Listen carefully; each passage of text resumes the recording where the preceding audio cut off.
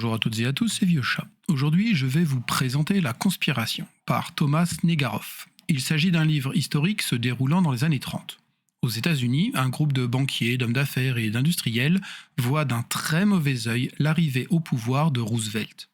Alors qu'ils font la liste des moyens possibles d'éviter que le nouveau président ne les empêche de mener leurs affaires, une idée leur vient.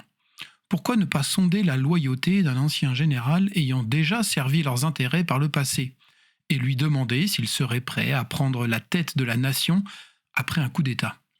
Le général Butler semble donc tout indiqué pour remplir cette fonction. Le groupe d'hommes d'affaires espère que leur propre antisémitisme et anticommunisme trouvera écho chez celui qui a voué sa vie à défendre les intérêts de l'Amérique. Les conspirateurs dépêchent donc un duo de courtiers, anciens combattants de la Première Guerre mondiale, afin de l'approcher. C'est ainsi que McGuire et Doyle se retrouvent avec des sommes d'argent conséquentes afin de soudoyer le général à la retraite.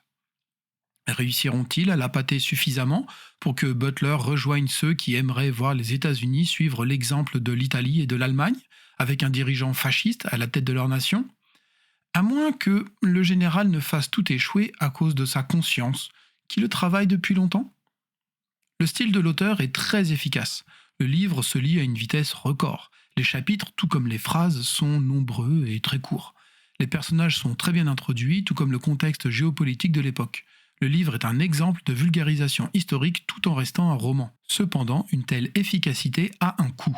Les descriptions de l'époque sont lacunaires et expéditives. Seule la situation politique est détaillée, essentiellement au travers des dialogues. L'ouvrage n'est vraiment pas loin d'un simple livre d'histoire résumant la situation de l'époque. Pour autant, l'auteur est suffisamment doué pour rendre cette leçon déguisée des plus attrayantes. Les personnages sont peu caractérisés et presque exclusivement au travers des dialogues. Sauf pour McGuire. Comme on le suit pendant une bonne partie du roman, il n'en est que plus attachant par contraste avec les autres protagonistes qui ne sont que l'incarnation du personnage public qu'ils ont été.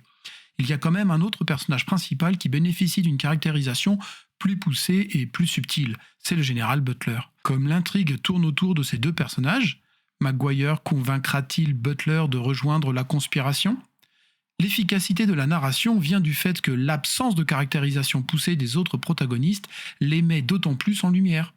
Bien que l'on connaisse à l'avance l'échec de la conspiration, le livre tient en haleine sur les répercussions de cette conspiration, ainsi que sur la manière dont elle va échouer. Ce fut une lecture très agréable et donnant matière à réfléchir, d'autant plus que la bibliographie nombreuse montre la rigueur avec laquelle l'auteur décrit le cadre et les événements historiques.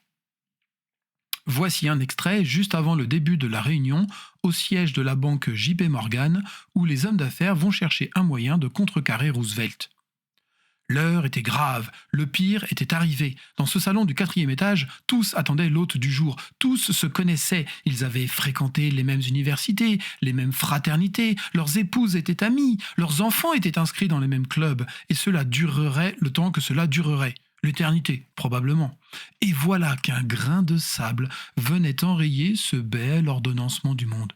Oui, l'heure était grave, suffisamment en tout cas pour se retrouver tous ensemble à 8h du matin, le mercredi 9 novembre 1932. Jack Pierpont Morgan Jr.